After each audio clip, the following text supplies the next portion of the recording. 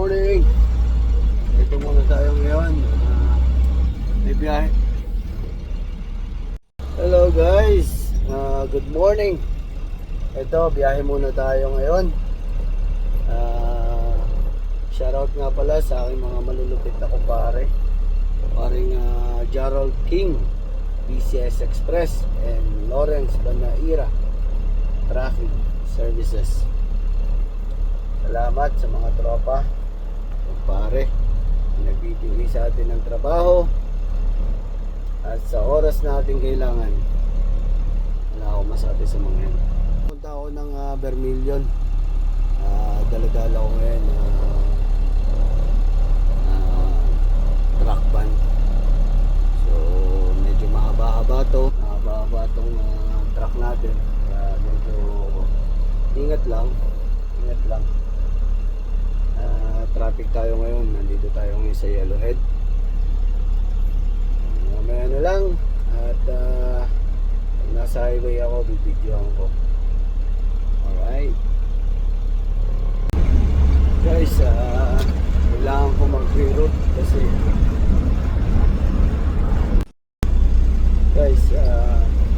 kailangan ko mag-reroute. So dito ako ngayon sa may baseline road. Papunta ako ng Vermilion kasi doon sa may Clover may mga pulis eh. So kailangan natin iwasan yun para iwas sa berya tayo. So dito ngayon tayo sa road.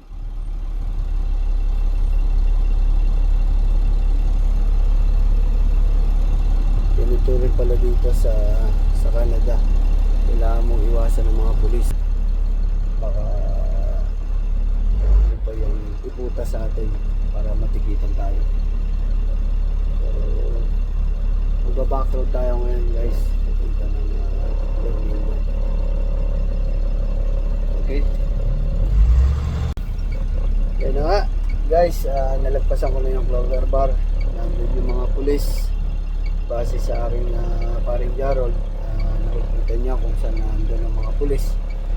So hopefully walang maging aberya sa lakad natin. Medyo mahirap din kasi pag ganun nahaharang tayo, natatrackban tayo kasi marami pang check-check silang kailangan ibuta sa'yo para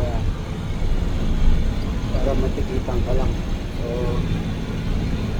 stay tuned guys. All the way na ako to Vermilion. Sana maging smooth yung drive natin, walang anumang aberya. At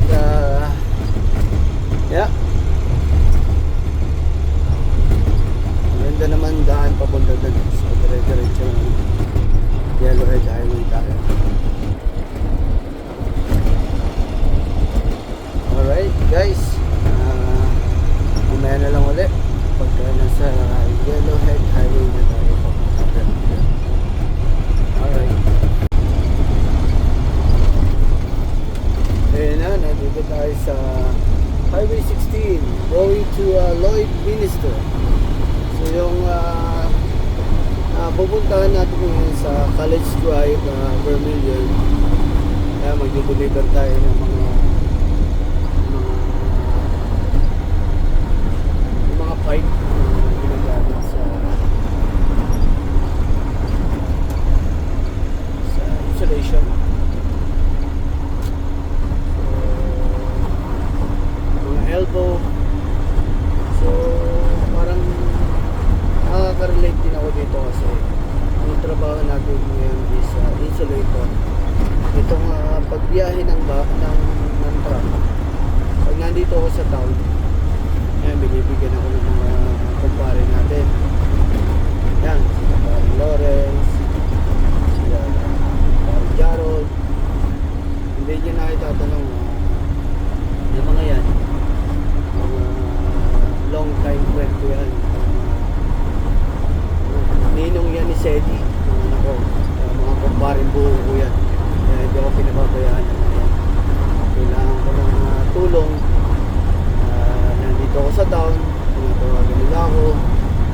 Sabi nila na pare,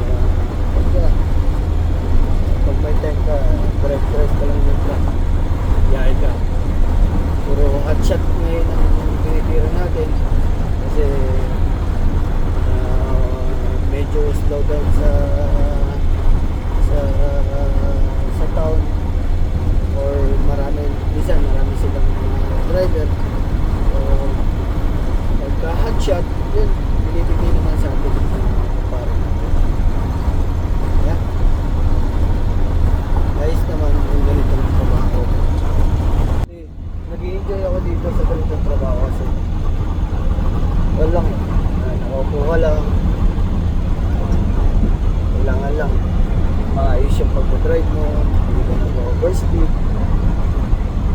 Makakarating ka rin naman. Makakarating ka rin sa paparoonan. Kailangan mo lang talagang enjoy yung driving mo at make sure na walang magiging problema. Although kasama naman yun sa pagdadrive natin, aberya. Pero hanggat maaari kung maiwasan natin, maiwasan natin. Sa mga truck driver dyan, saludo ko sa inyo kung paano matitindi yung driving nyo. Shoutout sa sila Marco, truck driver dyan. Shoutout. Believe ako sa inyo, saludo ko sa inyo. Wala akong masabi kasi napakatindi ng pasensya nyo sa driving. Isa no,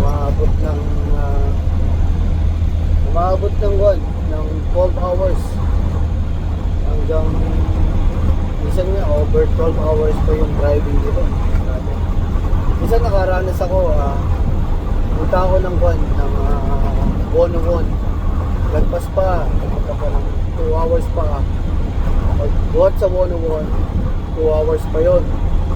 Kung bakit pa ako ng bundok, so hatak ako na 42-foot trailer, loaded ako. I was winter that time. So umalis ako 1 a.m. So umalis ako ng alauna ng madaling araw. Bumalik ako alauna ng madaling araw ulit. Grabe. Gano'n ko lupit yung driving dito. Tutulog na lang ako sa truck stop. Isang oras na tulog, tapos biyahe na ulit. Matindi yung mga ganong driving. Tapos winter pa yon. Grabe. Napakadulas ng daan. So, awa naman ng Diyos. Wala naman nangyari sa atin sa mga. Hindi tayo pinabayaan ng Panginoon. Kaya kasama ko noon ang daddy Open. Yan ang shoutout sa iyo. Yan ang kasama ko lagi sa mga biyahe ko pag malalayo kasi siyempre kailangan ko ng kausap, kailangan ko ng hindi ako mainit pa. Pero pag gagarito namang malalapit, hindi naman sila sa amin kasi kayang-kaya na po. Saglit lang naman to, balikan lang to. Sabihin natin mga almost 2 hours drive. Kasi hindi ako pwedeng mag-overspeed dito eh. Yung truck na gamit ko, naka-phone ko lang siya ng 105. Pinaka mabilis ng tatakbo. Wala, enjoy the ride lang. Enjoy lang driving. Hindi mo kailangan magmadali para dun sa kaligtasan. So, yun nga. Dito tayo sa Yellowhead Highway. All the way to Bermuda. So guys, mamaya na lang ulit. Kung nandun ako sa area, bibidyohan ko para at least makikita nyo ko ano yung ginagawa ko. Alright. Buti na lang guys, yung scale close. Usually kasi yung scale na yan, kailangan mo talaga tumahan dyan.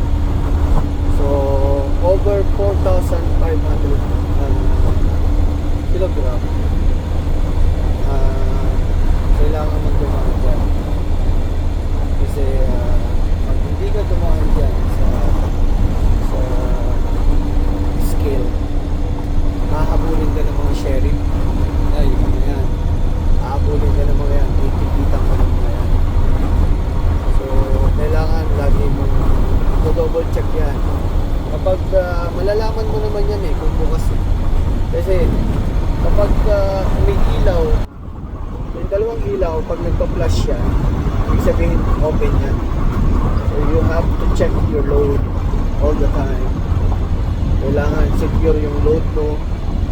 Kasi kapag ka nandun ka na sa scale at chinek nila yung load mo nang hindi maayos yung mga strap mo, yari mo yan. Titikitan ka naman yan. So sayang din yung biyahe mo. Kung doon din lang makapunta sa ticket. So isang paalala lang din sa mga baguhan ng driver. Ako, baguhan pa din naman ako. Isang taon pa lang yung experience ko sa pag-drive. Pero may mga karanasan na rin ako pagdating sa mga ganyan scale. So far naman, hindi naman ako nabutasan ni dahil may mali sa mga strap ko. Kahit kung dinodouble check yung strap ko, kung may tulit, kung may hiwa, yan, kailangan mong check yan. Kailangan mong double check din yung capacity ng strap. Kaya nyo na i-hold yung load. Yeah? So, yun lang mga paalala natin sa truck driver. At sa magiging truck driver. Laging tatagdag yung scale. Laging double check yan. Kasi nagbibigay ng warning yan. 2 kilometer scale. You have to go if nahilaw yan. Sabihin, open yan. So, yun lang. Isang paalala. Maganda yung weather natin ngayon. Sobrang ganda yung weather. Napakasarap. Kaya sarap dito mag-ride. Smooth lang yung ride natin. Tamang 100 lang tayo. So, kaya na lang ulit. Nandun na tayo. Nakita ko lang yung scale, so kailangan ko mabigyan kayo. Okay? Yun, magkawan muna tayo guys. Sa truck stop muna tayo kasi jingle na ako eh. So, kailangan ko munang i-release to dahil malayo-layo pa yung biyahe natin. So, shout out again to BCS Express Towing in Hotshot. Kapag gusto nyo ng towing, contact nyo lang Gerald King, BCS Express. Ito nga pala yung truck na dala natin ngayon. Yan, medyo mahaba-haba yan guys. Ito yung mga ibang truck na nandito na nagpapahinga, natutulog at dito lang yung tambayan namin mga truck driver. Okay, ihi muna ako guys. Grabe. Ang hirap umihi sa ganito. Alam mo yung 3-point na kapag yung cellphone mo nalaglag doon, goodbye. That's it. Done deal. Pero grabe. Iba yung amoy. Kailangan pag pumasok ka doon, hihinga ka ng malalim. Kasi paglabas mo, doon mo palang i-release yung hininga mo. Grabe. Wala akong masabi. But thank you kasi na-release ko yung galit ko. Yung galit ng aking manoy. Alright. Na ulit tayo, guys. Taki na uli natin yung highway.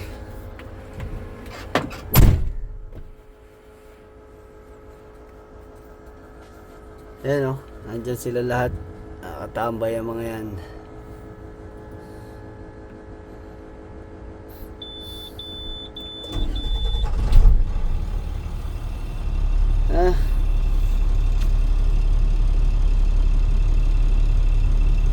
Okay.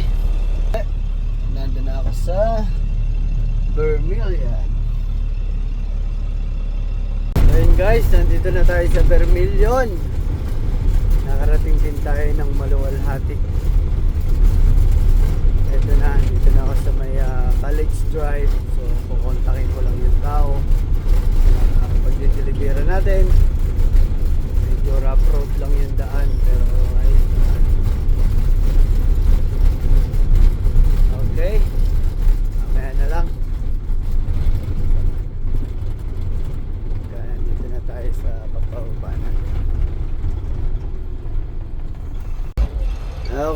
boys, nandito na tayo sa area kung saan i-deliver natin yung mga produkto nila. So ayan, atras tayo.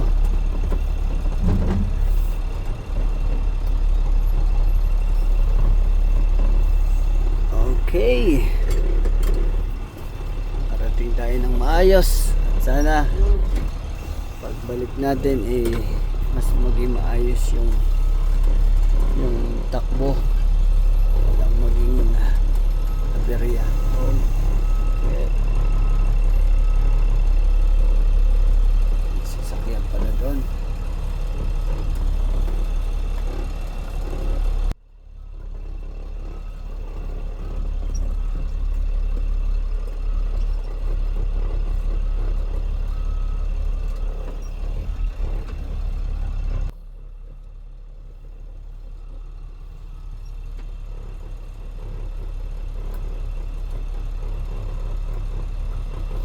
Buti na lang nung bata ako masyado ako malikot Gusto ko lagi nangangagaw ako ng manobela sa airpod ko. So buti na lang natutunan ko mag-drive. Lakasan lang ng loob yan Pag malakas ang loob mo, walang imposible. So pwede mong gawin.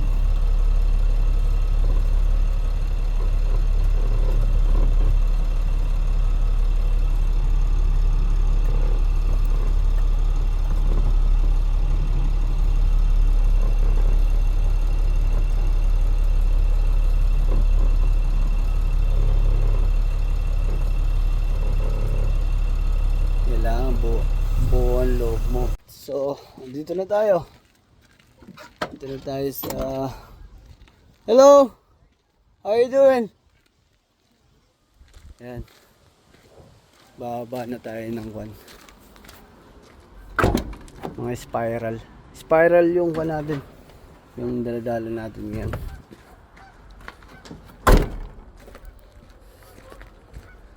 Hello! Sorry, I'm doing some vlog. No worries. Where's everybody? They're coming. Okay.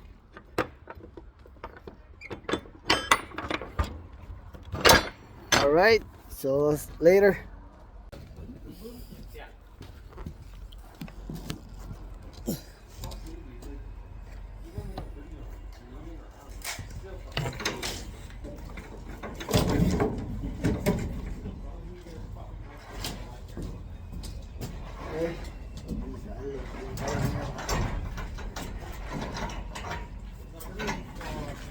Ito lang yung driver.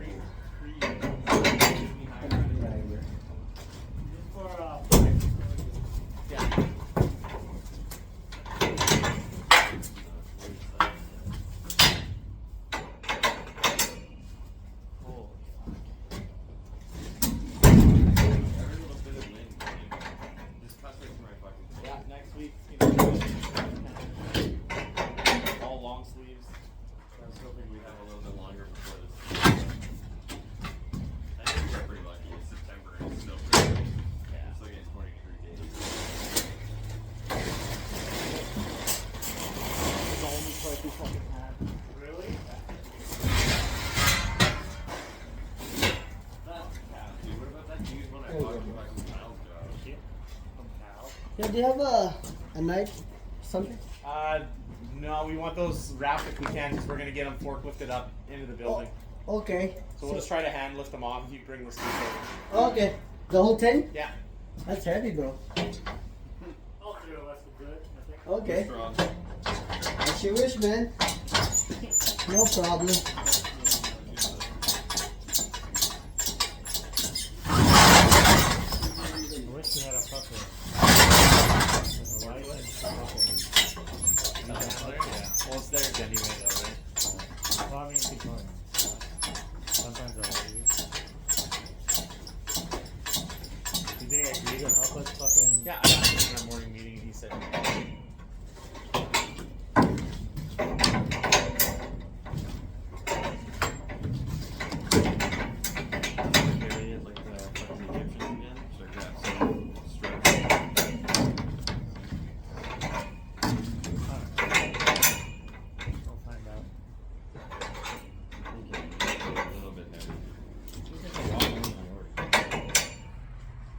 say that.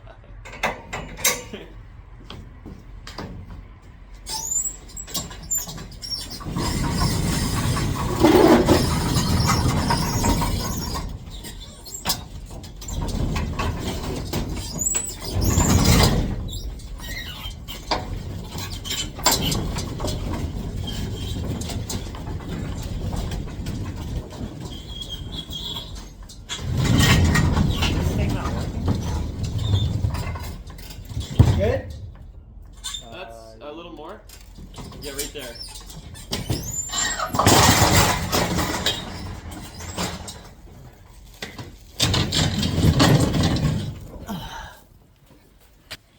Just us two. Okay. Ayan guys, dito na uli ako sa Edmonton. Dito na uli ako dumaan sa baseline road. Kasi kanina ang daming pulis doon. So buti na iwasan ko. Kung hindi, marami na naman silang tanong kung bakit. Kung bakit ganun. So dito tayo ngayon sa Broadmoor Boulevard Heritage Mile. Nakakin natin itong Anthony Henday all the way to west.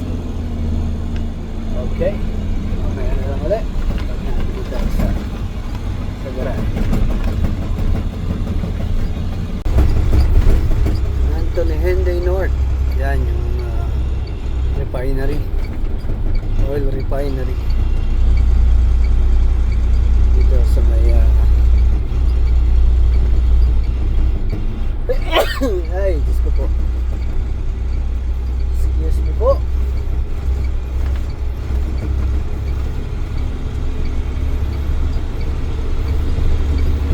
Alright, tanto na hindi na ulit tayo. Ganun lang. So, pabalik na ulit tayo. After nito, makapag-ride naman.